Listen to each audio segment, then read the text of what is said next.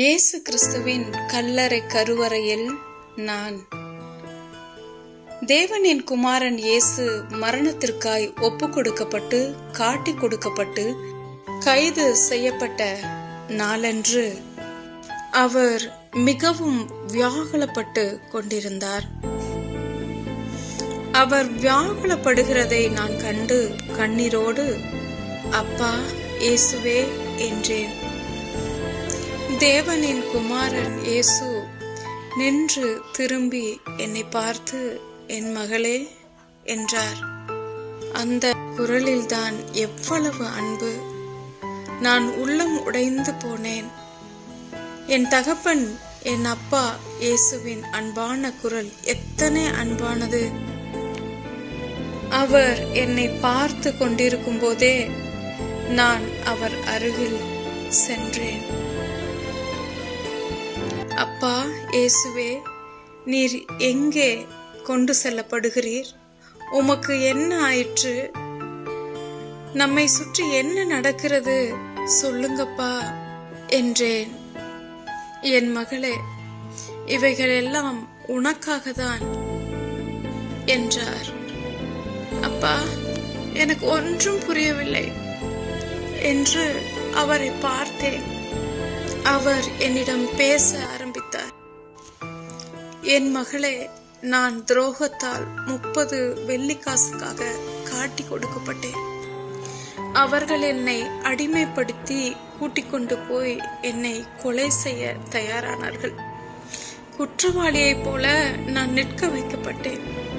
அப்போதுதான் நீ என் கருவறையில் உருவாகி கொண்டிருந்தாய். அவர்கள் என் முதுகில் 150 முறை ஆழமாய் இரும்பு சங்கிலி சாட்டையால் அடித்தார்கள். என்னுடைய சரீரத்தில் 5480 காயங்கள் உருவாக நான் அடிக்கப்பட்ட போது உன் கரு எனக்குள் உருவானது. என் தோள்கள் பீய்ந்து ரத்தம் சிந்தின போது என் கருவில் உனக்கு தோள்களும் சதைகளும் உருவாயின.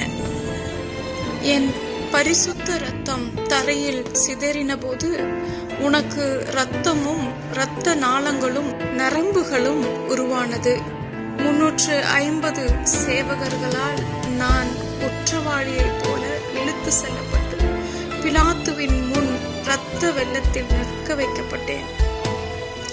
என் ஜனங்கள் என்னை கொல்ல வேண்டும் என்றே ஆர்ப்பரித்தார்கள். என்னை கீழே தள்ளினார்கள். 150 கிலோ எடையுள்ள பார சிலுவையை என் தோளின் மேல் ஏற்றினார்கள்.